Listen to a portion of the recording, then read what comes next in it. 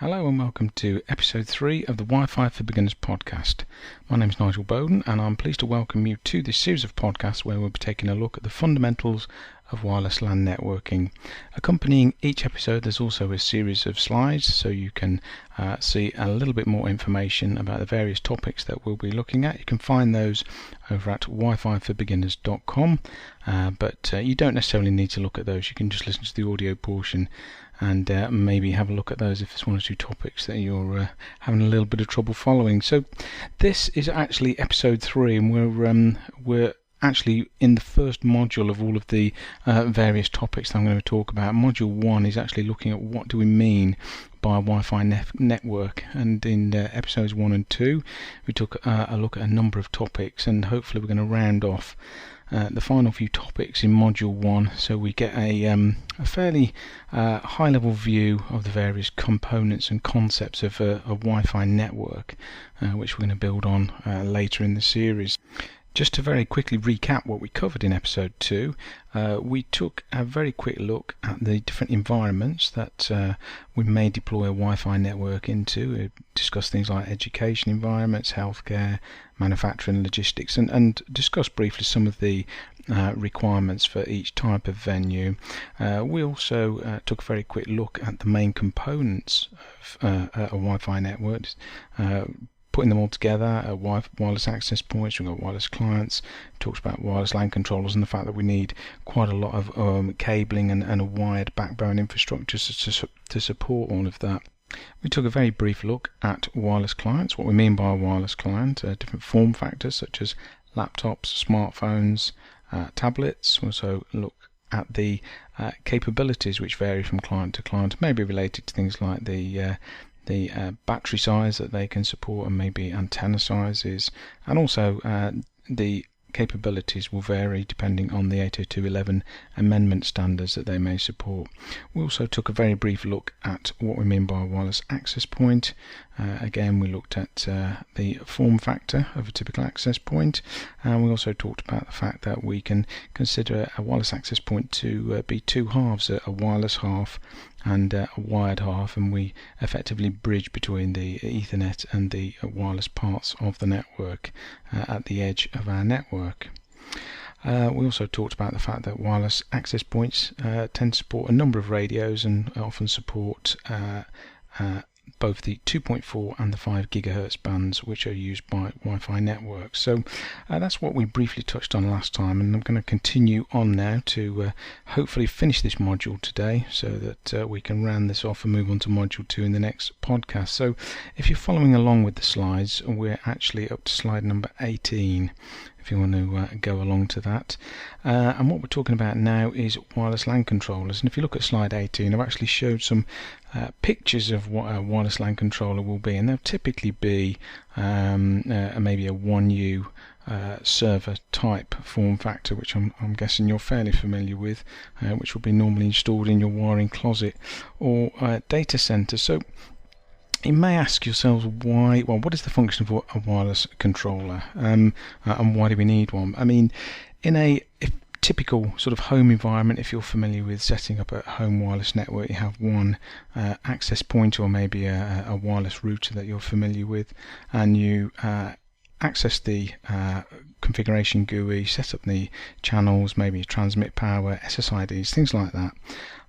Don't worry if you're not familiar with any of these concepts, we'll cover them later, but if you've ever dealt with a simple wireless network, you just set up the parameters, get the wireless LAN broadcasting so you can connect up and access the internet or whatever services you need to access. So it may seem a little bit strange as to why we need to add an additional component to a wireless network. Why can't we just deploy lots and lots of access points, set them all up, and not have to worry about a wireless controller at all? The problem comes when you get into enterprise environments. Once you've set up 1 or 2 access points, okay, that's not too much of a problem, but once you start deploying tens or even hundreds of wireless access points, the administration and control of so many access points become particularly problematic.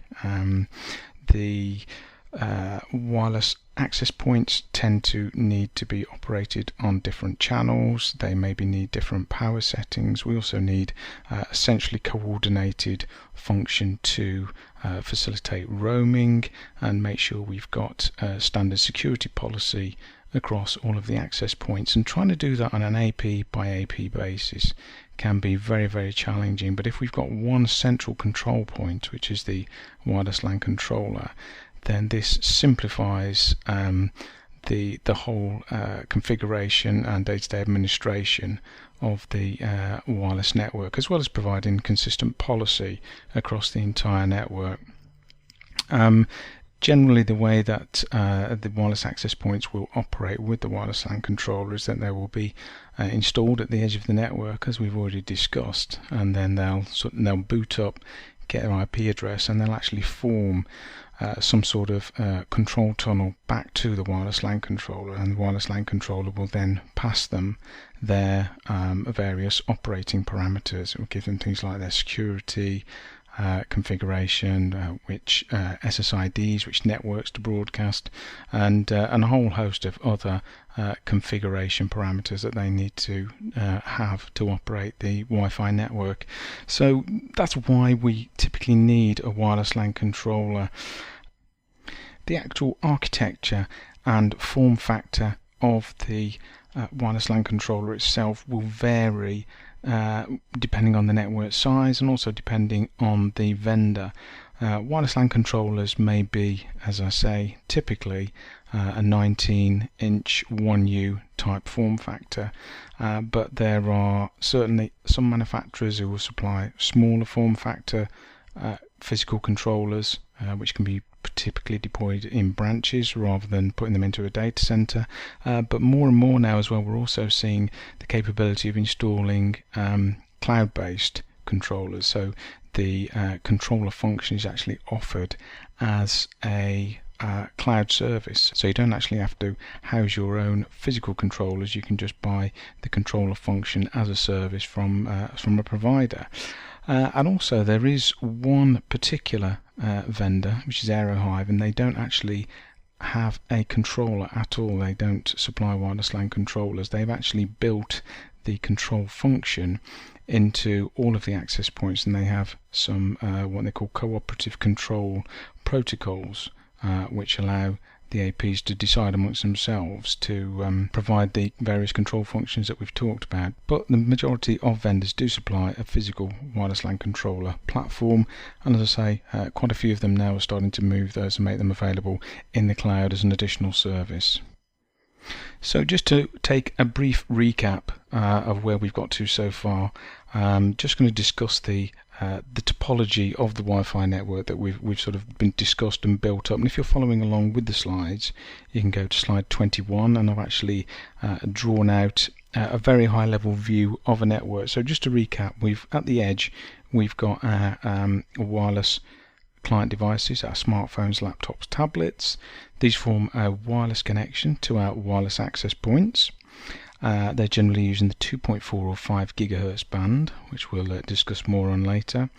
Then the access points we've got are plugged into the edge switches of our wired infrastructure, so they're generally plugged into a wireless LAN switch of some type.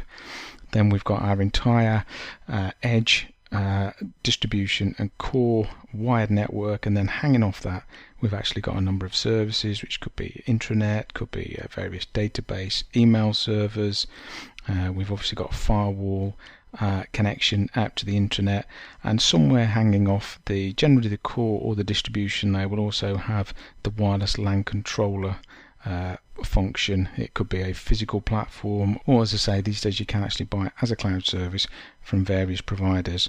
But all of the wireless access points throughout the network will have formed logical connections back to the wireless controller so that it can provide a centralized control function for the network.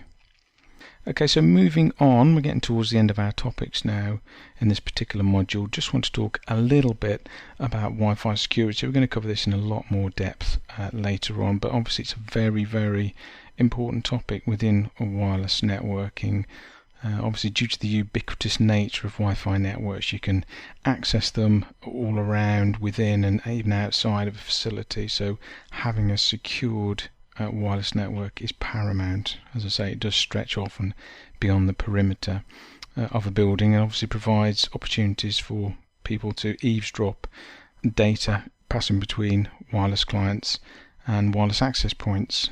And you can pretty much think of this as the equivalent of having a span port on an Ethernet switch. If you think about a wired analogy, you can have someone sitting in the car park of a building listening to traffic going between wireless clients and wireless access points, and if they're able to decode that, they can actually access the data.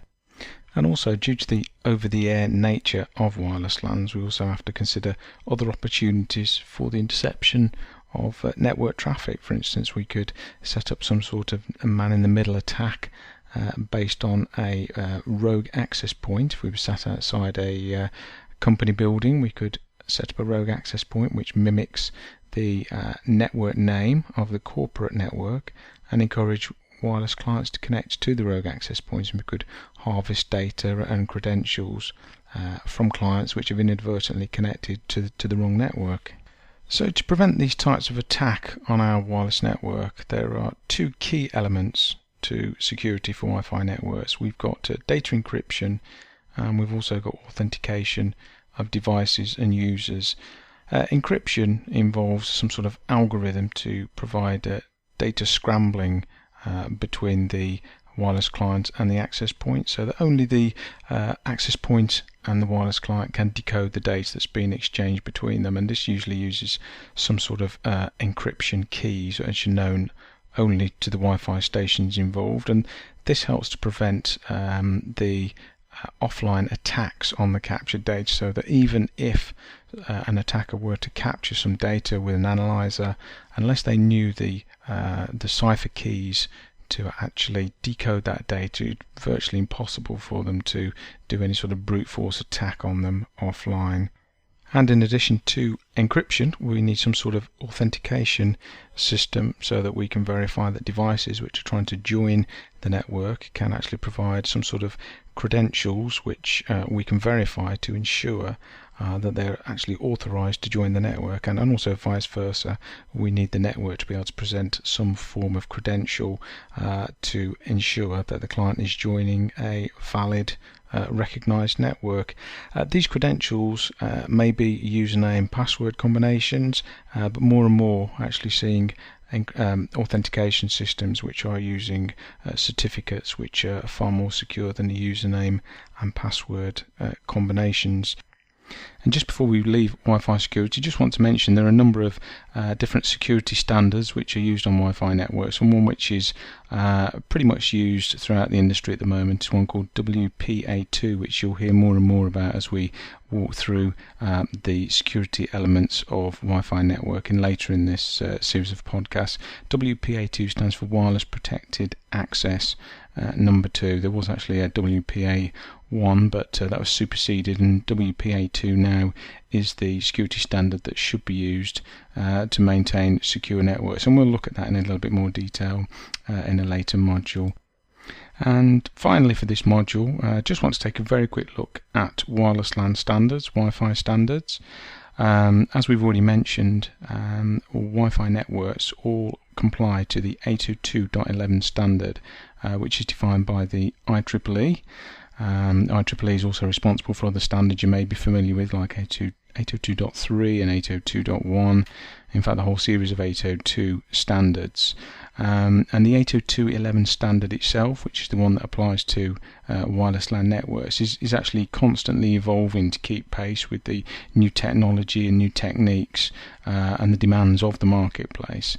And the standard itself evolves by the addition of a number of amendments which are added over time. So it's a sort of living entity, if you like, which keeps having new amendments added to it to embrace new technologies. I mean, one really good example of this is the recent, or fairly recent, addition of the 802.11ac standard, and that 802.11ac wireless technology is billed as gigabit Wi-Fi, because it could theoretically give us some gigabit type speeds. And so the 802.11 amendment is actually a new part of the standard, which has been added to the 802.11 standard itself to enhance and expand it.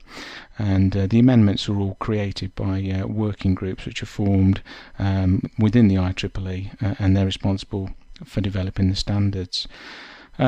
In addition to the IEEE, we've also got another organisation which is called the WiFi Alliance. Now, this is actually an alliance of Wi-Fi equipment vendors, and the main function of the Wi-Fi Alliance is to actually perform interoperability testing between new equipment which comes to market from vendors, and it's tested against the definitions within the 802.11 standard.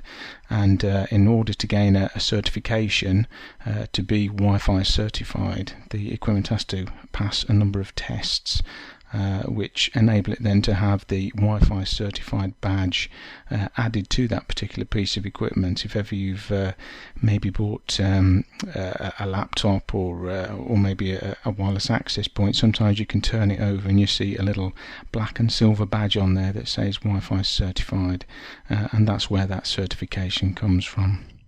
Wi-Fi Alliance also does some work in developing its own standards. Occasionally, from time to time, there are demands within the marketplace, and the IEEE hasn't actually had time to add a full-blown amendment to the 802.11 standard. And sometimes the Wi-Fi Alliance will actually develop their own interim standards, which are adopted by the industry, and they usually tend to get folded into the 802.11 standard, or a variation of them does to become part of the 802.11 standard. And as we mentioned before, the WPA2 security standard together with WPA are examples of that, where the Wi-Fi Alliance has developed the standard to make sure the industry has a standard to use in the interim until the 802.11 standard has had a chance to catch up with the requirements of the marketplace. And that pretty much brings us to the end of this module. We've taken a very high level view at what we mean by a Wi-Fi network. Just to step through some of the main points that we've covered, we took a look at what is a Wi-Fi network, and we talked about the fact that the term Wi-Fi network and wireless LAN are pretty much the same interchangeable term. We talked about the fact that Wi-Fi networks have to conform to the IEEE 802.11 standard, and we also looked at the topology of a typical wireless LAN, and we discovered that generally we place most of our wireless access points at the edge of our network, extending the edge of a traditional network, and we often put something like a wireless LAN controller maybe towards the core or distribution layer of our wired network.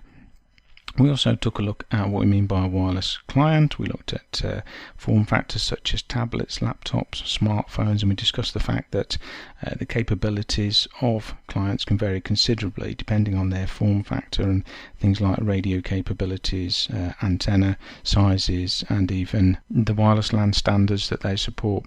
We also took a brief look at wireless access points, and we said that we can consider them to be something of a layer 2 bridge between wireless clients and the wired network, actually converting between 802.11 frames on the wireless side of the network and 802.3 frames on the wired side of things. And we also discussed the major components, which include the radio and antennas. We took a very brief look at what we mean by a wireless LAN controller and why we need a wireless LAN controller potentially.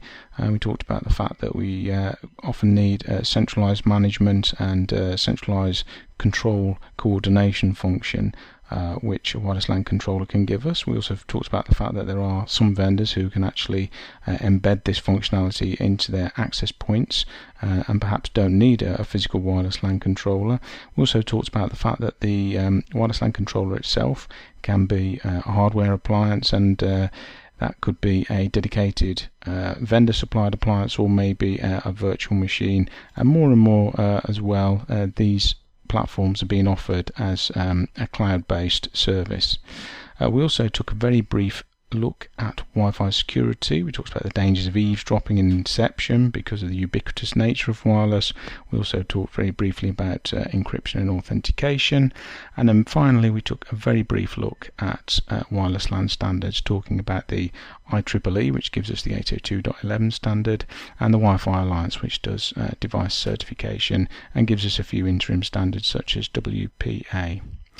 Well, that's pretty much all of the things I wanted to cover in this module. If you want to find out more about the information that's been covered in this module, it's a series of 3 podcasts that we've taken to take this high-level view of what we mean by a Wi-Fi network. If you get along to the website, which is wififorbeginners.com, there you can take a look at the show notes, have a look at the accompanying slides, and I've also posted a quiz so you can test your knowledge. Just a little bit of fun, nothing too serious. You can just go through there and test yourself on some of the topics that we've covered in this particular module. I'd also like to ask you to visit the wififorbeginners.com website to take a look at some recommended books and other websites which are going to help you with your study to learn more about Wi-Fi networking. And I also would like to direct you to the cwnp.com site. CWNP is an organisation that does vendor neutral certifications. They're very, very good from a technical perspective in terms of teaching you more about Wi-Fi networking, the theory and techniques.